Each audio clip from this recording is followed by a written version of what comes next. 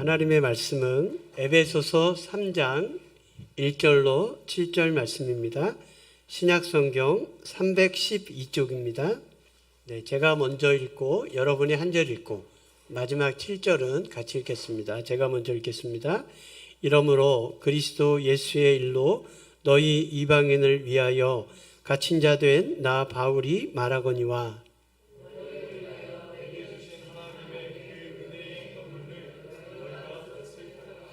곧 계시로 내게 비밀을 알게 하신 것은 내가 먼저 간단히 기록함과 같으니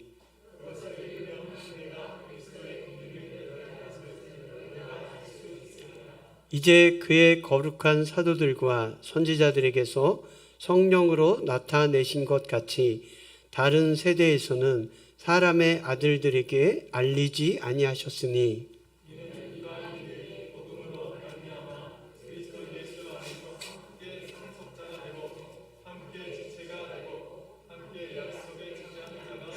같이 읽겠습니다. 이 복음을 위하여 그의 능력이 역사하시는 대로 내게 주신 하나님의 은혜의 선물을 따라 내가 일꾼이 되었노라. 아멘. 여러분, 아는 것이 힘이다 라는 말이 있습니다. 여러분, 특별히 오늘날 아는 것은 돈이 됩니다. 그렇죠? 미리 알 수만 있다면 얼마나 큰 돈이 되는지 모릅니다. 모든 사람들이 다 아는 것을 상식이라고 합니다. 사람들이 다 아는 것은 상식이죠. 남들이 모르는 것을 아는 것을 우리가 지식이라고 말할 수 있습니다.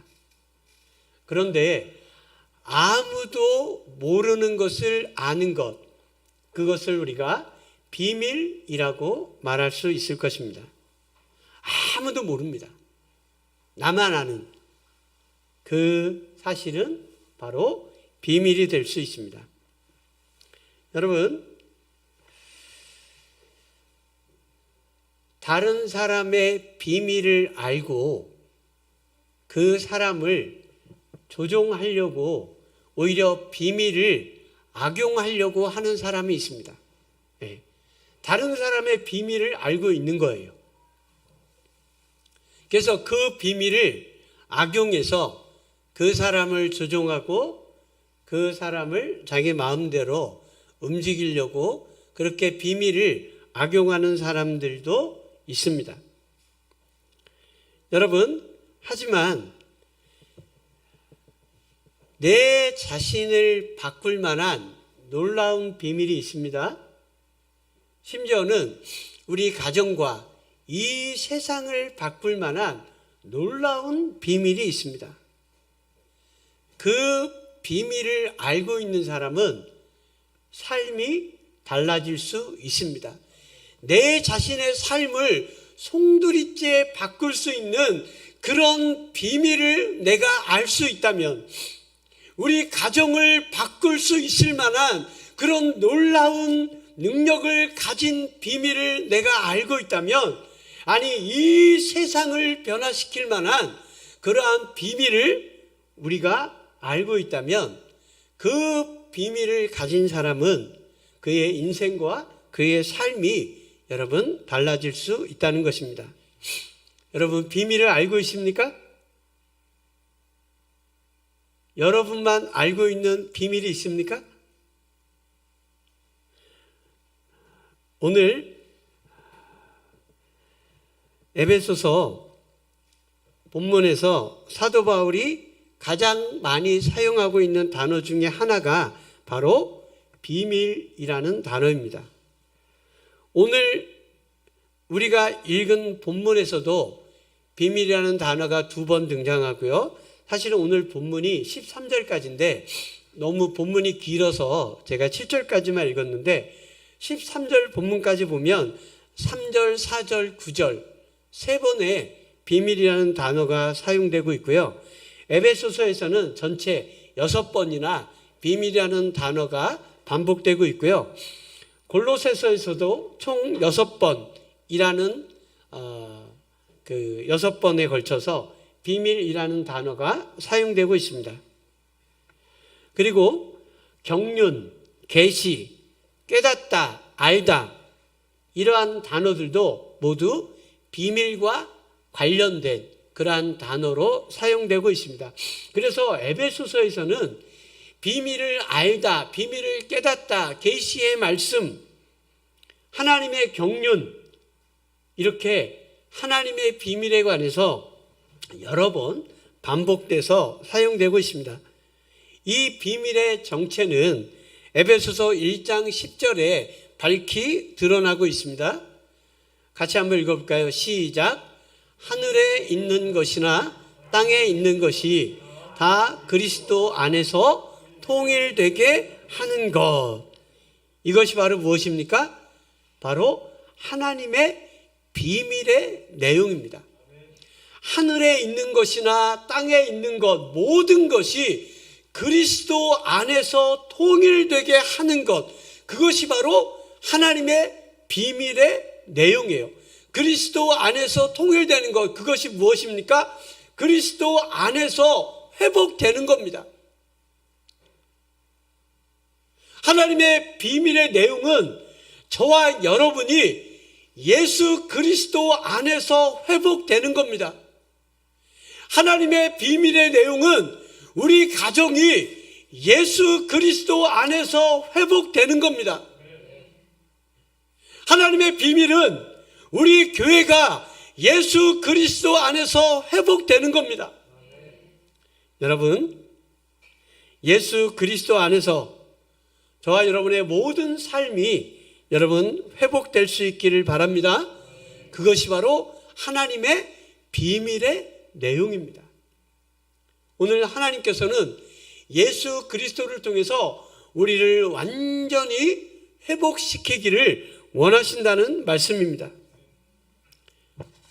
여러분, 사도 바울은 이 비밀을 좀 더 본문에서 구체화시키고 있는데요. 우리 6절 말씀 같이 한번 읽겠습니다. 6절 시작. 이는 이방인들이 복음으로 말미암아 그리스도 예수 안에서 함께 상속자가 되고 함께 지체가 되고 함께 약속에 참여하는 자가 됨이라. 아멘. 여러분, 함께라는 단어가 반복되고 있죠? 함께, 함께, 함께. 여러분, 혼자 회복되는 것이 아닙니다. 집에서 혼자 있다가 내 삶이 회복되는 것이 아닙니다.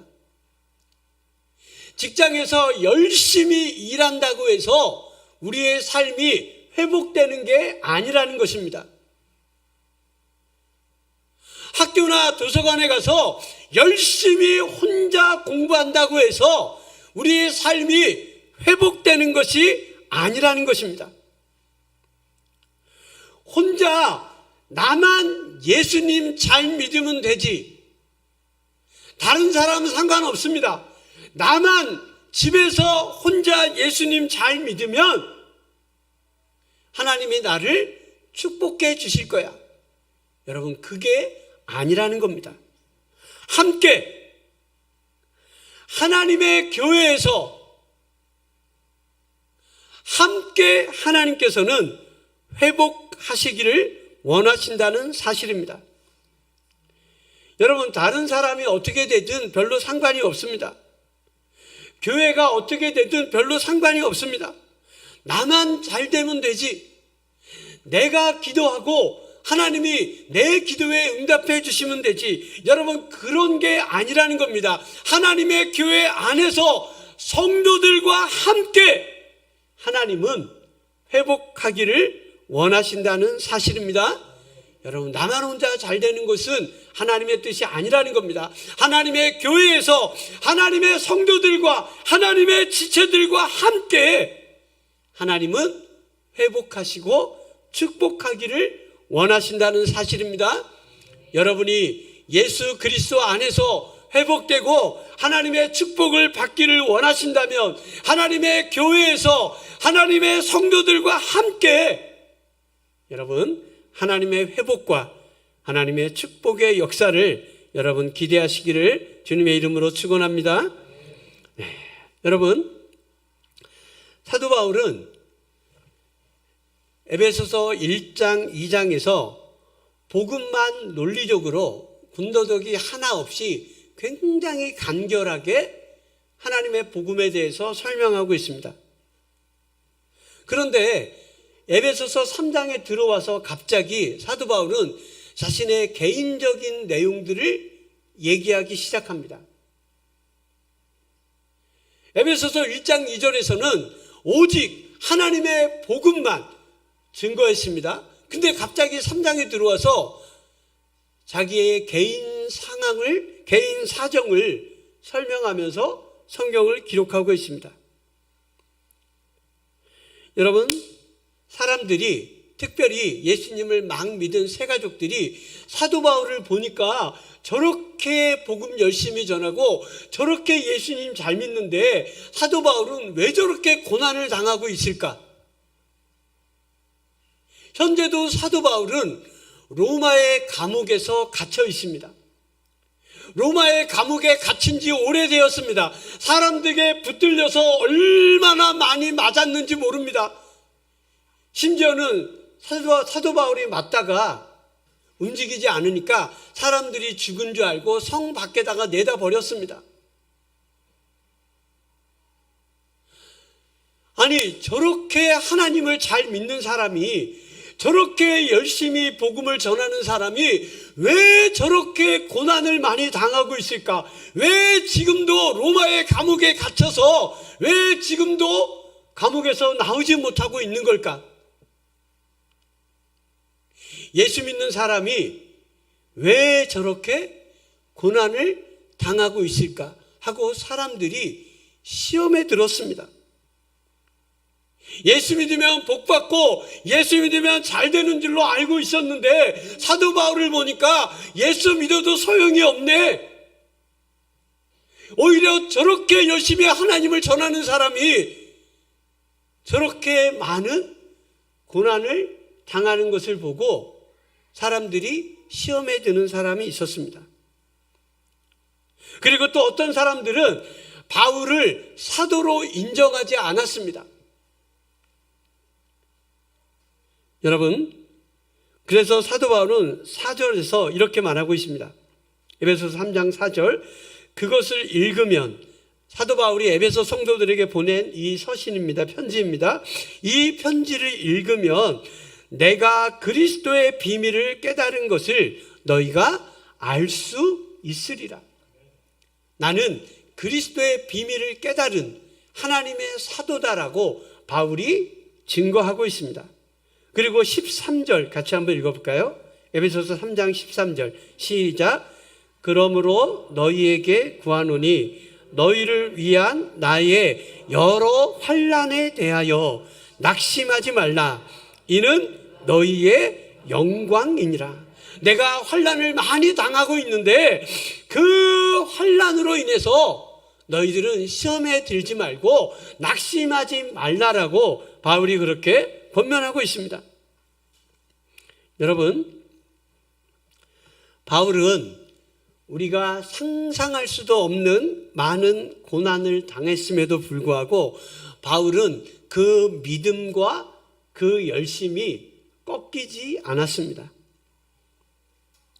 우리는 고난을 당하면 우리의 신앙이 다 무너져 버리는 사람이 있습니다. 고난을 당하면 의욕이 꺾이는 사람이 있습니다. 왜 내가 이런 고난을 당해야 되는지 너무너무나 억울합니다. 하나님, 왜 내가 이런 고난을 당해야 됩니까? 심지어는 하나님을 원망하는 사람들도 있습니다. 하나님, 정말 저에게 어떻게 이런 고난을 주실 수 있습니까? 내가 그래도 다른 사람들보다는 좀 나은 것 같은데 왜 하나님 나에게 이런 고난을 주십니까?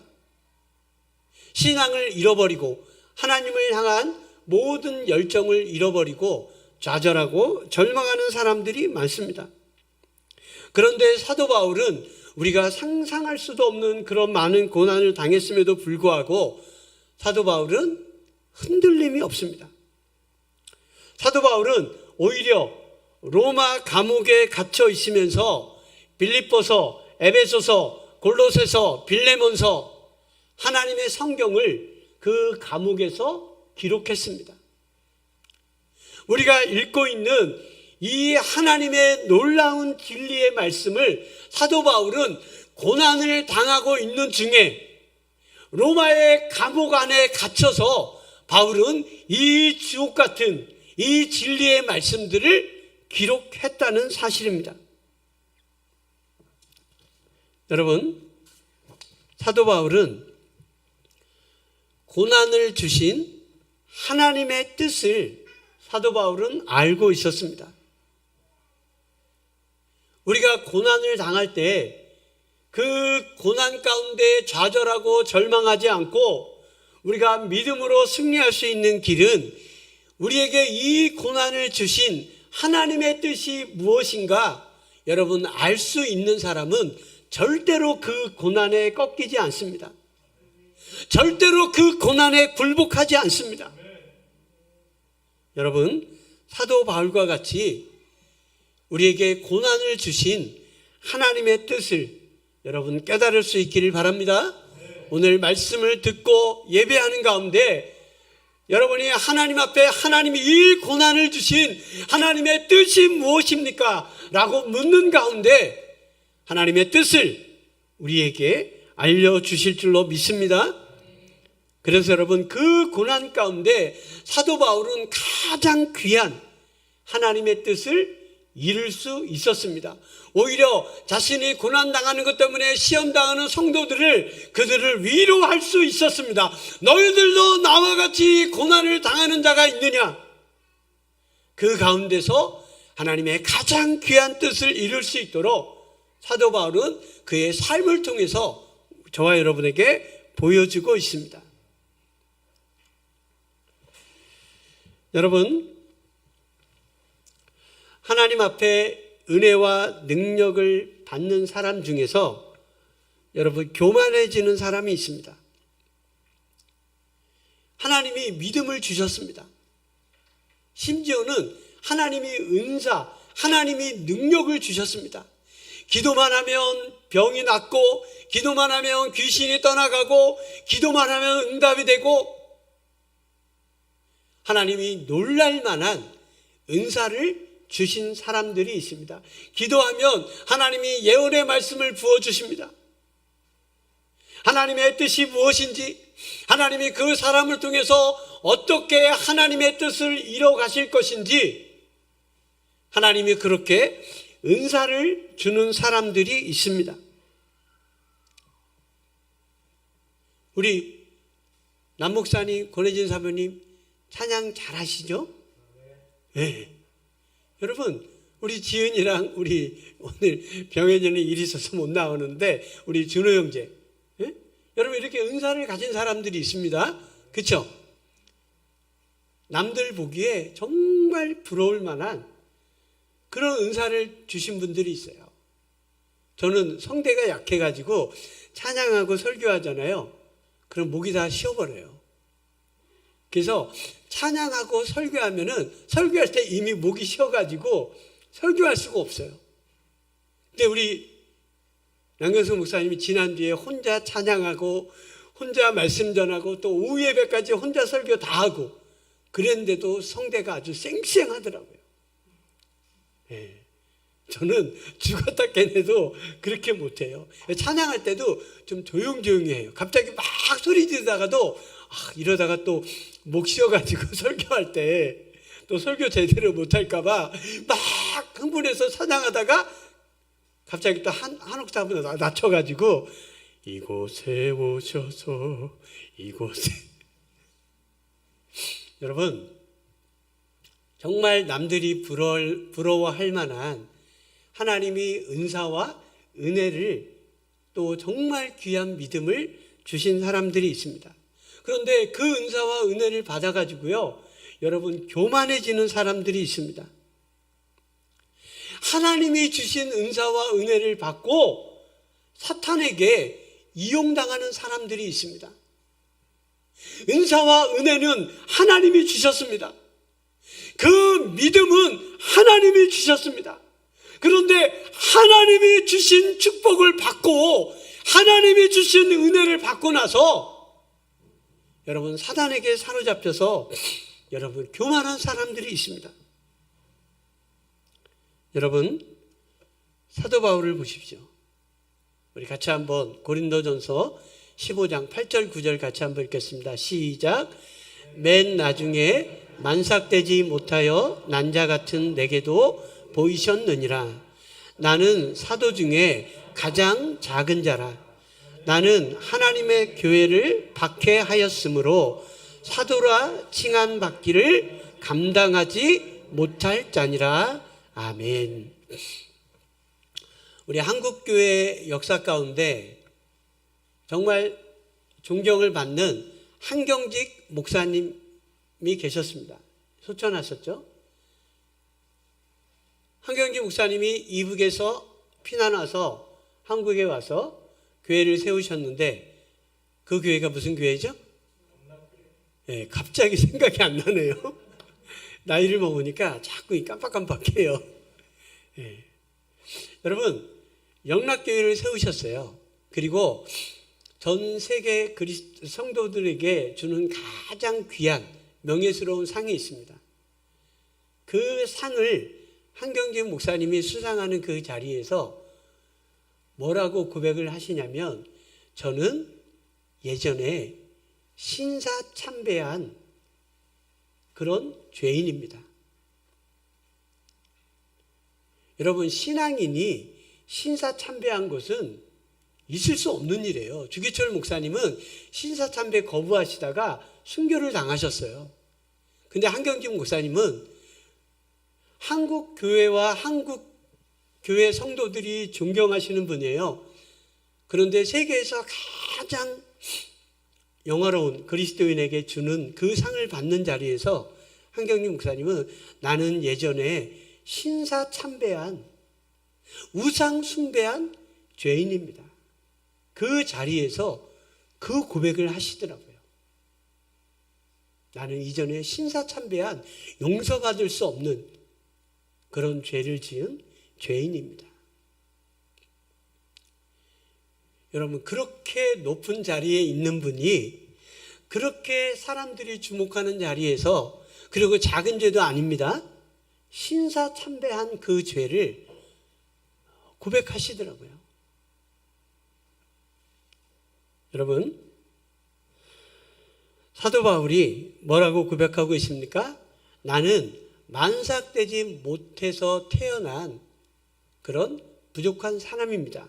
나는 사도들 중에서도 가장 작은 자입니다. 나는 하나님의 교회를 핍박하고 박해한 사람입니다. 나는 감히 사도라 칭함받기를 감당할 수 없는 자입니다. 라고 바울이 그렇게 고백하고 있습니다. 바울의 두 번째 고백을 보겠습니다. 에베소서 3장 8절, 오늘 본문에 있는 말씀이죠. 같이 읽겠습니다. 시작. 모든 성도 중에 지극히 작은 자.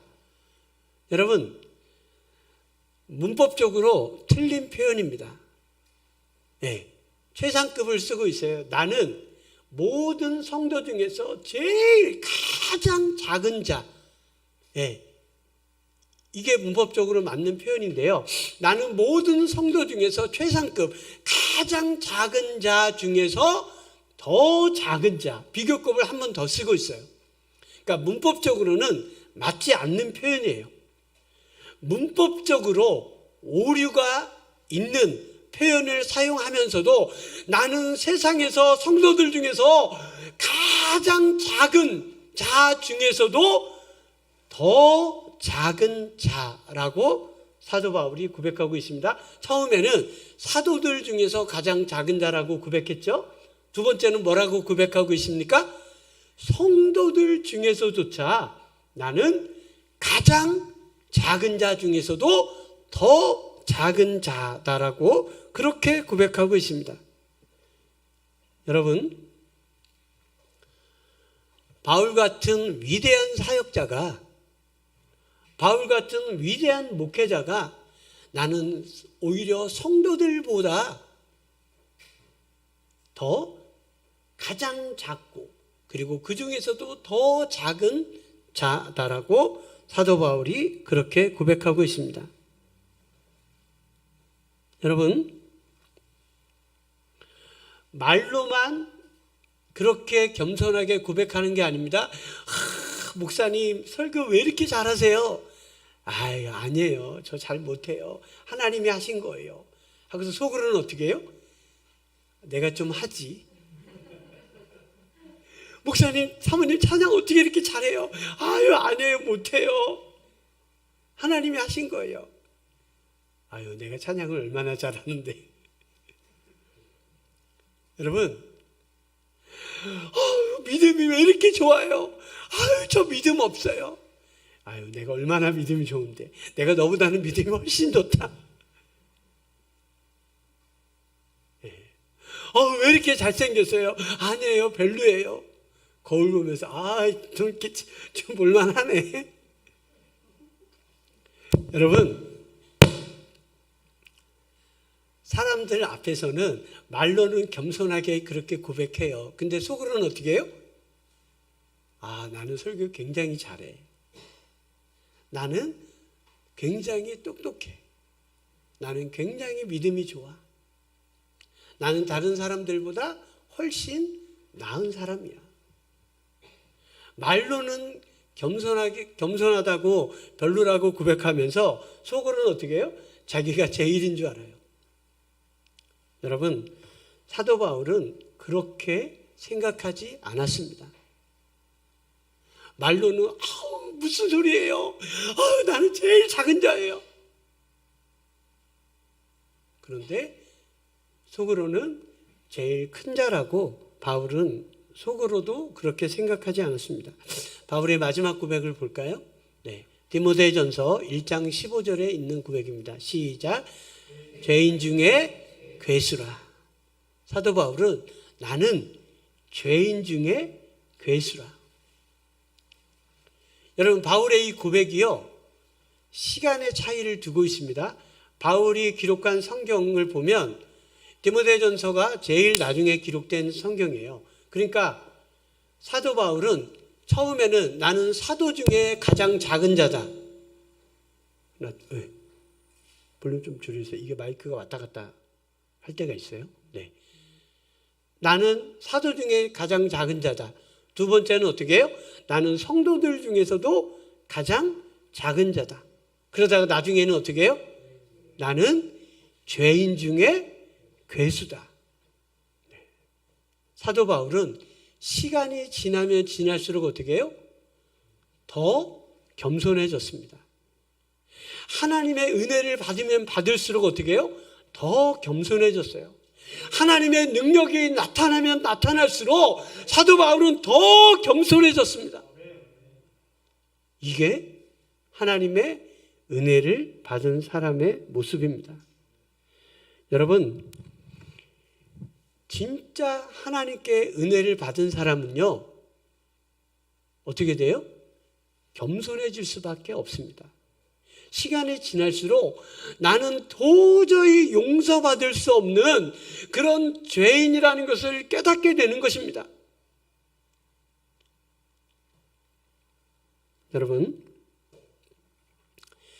최고의 은혜는 내가 도저히 용서받을 수 없는 죄인이지만 하나님이 나를 용서해 주셨고, 하나님이 여전히 나를 사랑하고 계시고, 하나님이 여전히 나를 사용하는 것에 대한 여러분 감사가 있는 사람, 그 사람이 하나님이 주신 최고의 은혜를 받은 사람의 모습입니다. 그래서 이런 죄인을 용서하시고 여전히 사랑하시고 이런 개가 구원받은 것입니다. 제가 설교의 원고를 치는데 이런 내가 구원받은 것입니다 이렇게 쳐야 되는데요, 타이핑을 잘못 쳐가지고 이런 개가 근데 제가 원고를 수정하지 않았어요. 이런 개가 구원받았습니다를 그대로 제가 원고를 개가 빨리 내가라고 수정하려다가 수정하지 않았어요. 여러분, 이런 내가 구원받은 것이 아니라 이런 개가 구원받았습니다. 그 개가 누구예요? 접니다. 네, 이런 내가 구원받았습니다인데 타이핑을 이런 개가 구원받았습니다라고 잘못 쳤지만 그게 맞는 것 같아서 수정하지 않고 그대로 읽었습니다. 여러분, 저는 최소한 내가 좀 믿음이 있는 것처럼 그런 사람으로 살고 싶지 않습니다. 내가 좀 다른 사람들보다 나은 사람인 것처럼 그렇게 생각하면서 부족하고 연약한 사람들을 판단하고 비난하고 정죄하면서 적어도 그렇게는 살고 싶지 않습니다. 내가 목회자지만 믿음이 연약한 성도들, 심지어는 주일 못 지키고 하나님 앞에 범죄하는 성도들 보면서 아유, 저런 믿음 없는 성도를 만나,